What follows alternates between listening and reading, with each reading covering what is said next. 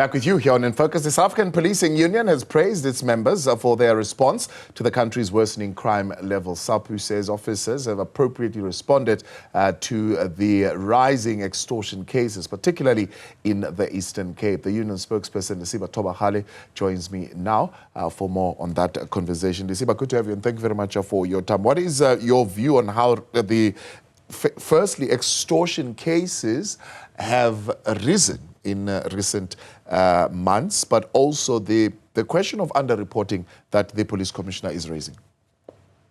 Yeah, thank you for having us. Indeed, we commend the police for the response that they are clearly showing when it comes to the high levels of crime we are seeing in this country. And as we have seen this afternoon, the National Commissioner and his management were in a press briefing where the National Commissioner clearly highlighted in terms of the incidents that occurred.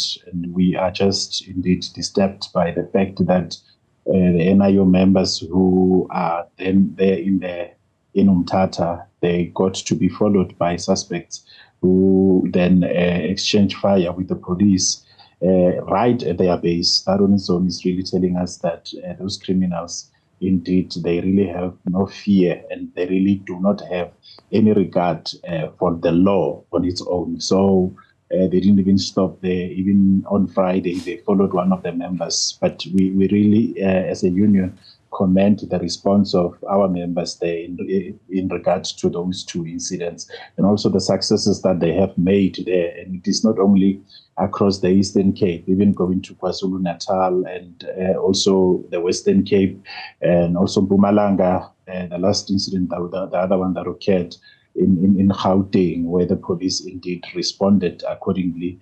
We are saying that to our members that they are carrying constitutional duty to make sure that they protect the inhabitants of the Republic and their property. And we are also saying that when they are doing that, they should ensure that their life is secured at all times. Where there's dangers that they are faced with, they have to make sure that at the end of the day, they are the ones who will win whichever battle that they come across. And further to that, I think the National Commissioner also spoke about to say that September, it is the Police Safety Month, which we are also taking it at a very high regard, because the issue of the safety of our police officers, it is one of those issues that are quite burning. You could remember last week Sunday, during the commemoration, it was 39 police officers who were murdered whilst on duty. So we don't want to see even any number being recorded of any law enforcement or police officers being killed. But we are saying that the police are hard at work. They should continue, more especially when it comes to the extortion cases that are there.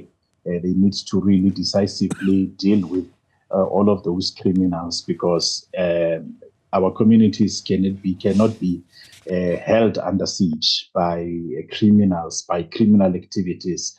Those extortionist gangs, they need to be dealt with decisively so. And we are just saying that to our members, that as a union, we are giving them our support, and we are glad that the management of SAPS, they are also doing that to make sure that law and law and order is quite returned within our different communities.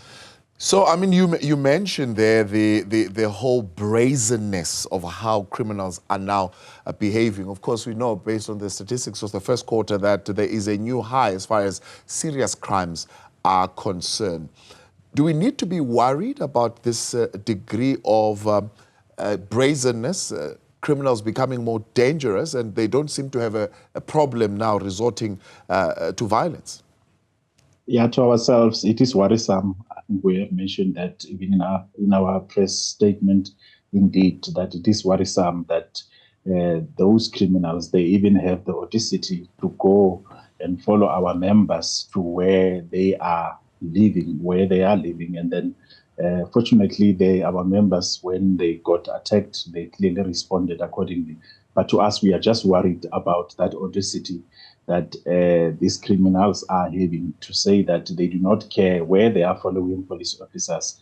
It is clear to us that, and as you could reflect when it comes to the issue of police station attacks, that there is just that issue of not respecting the rule of law where we can see criminals really having, those guts to really go and attack the police, even after, there's such efforts that are being made. I mean, in terms of reinforcement in the Eastern Cape. So the message that they could be sending to the police is to say that they should not intervene. Whereas if there is lawlessness, the police have a constitutional duty to make sure that they intervene and they make sure that there is peace and stability. So that brazenness that we are seeing coming from criminals, it is indeed worrisome, but we are glad when we are seeing the response that the police are giving. They are not retreating.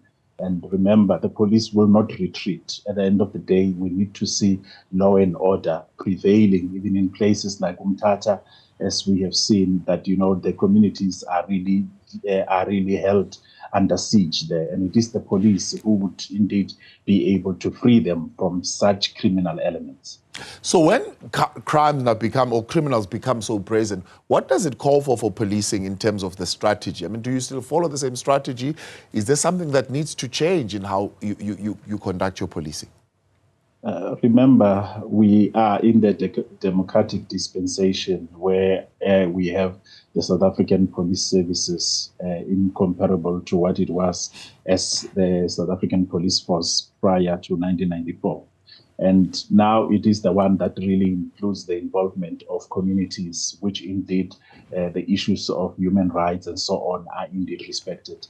And as we see, and also on the very same note, as we see the high levels of crime, where police officers are indeed attacked, where we continue to see our communities as well being attacked in the way that they are being attacked. The police have time to time to look at their strategy and re-strategize, because you cannot just keep on saying that this is how we've strategized and that's how we would move. It depends on how is that crime moving, because remember, crime, it has the trends, it really has the threats. So the more the threat it becomes higher, then it means that even the strategy of the police, it has to change. And at the end of the day, everything and anything that the police needs to apply, I mean, in terms of how they are trained, in terms of how they should do things, they would apply it. As long as whatever they are doing it within the ambits of the law. So the issue of strategy, it is something that keeps changing from time to time, to say what is the threat, what is the pattern that you are faced with, and what type of strategy is needed for you to be able to win that type of a battle. Is there a solution to the ad hoc approach, if you like, intervention, for example, to such crimes? Because every time it emerges, for example, in KZN, then you'll have the NIU being shifted there and deployed there, or it comes up in the Eastern Cape, then the NIU and the Special Task Team is shipped off there. But it's not a permanent kind of arrangement.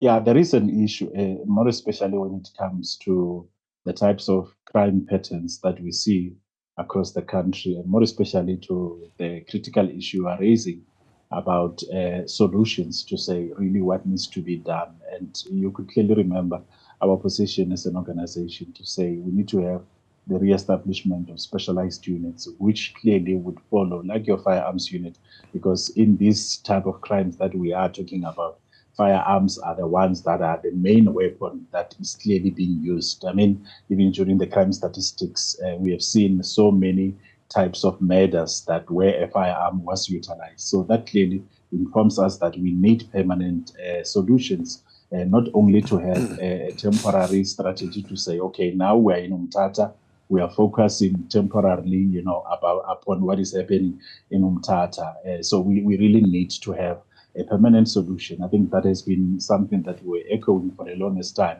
But we do not say that the efforts that are being made by the police are not seen and that they would really not bring change. Already we are seeing change in places like Umtata, and we hope that further the management would really look into, when they are strategizing further, to say what are permanent solutions that they need clearly to implement to make sure that that law instability remains in those communities, even when you are removing those deployed units that are deployed in places like Umtata and so on, when there are certain problems that needs to be addressed. You saying a different story to what some of the politicians are saying. They say crime prevention measures are not effectively safeguarding residents. However, you commend operations like Operation Chanella. Why do you think Operation Chanella is working?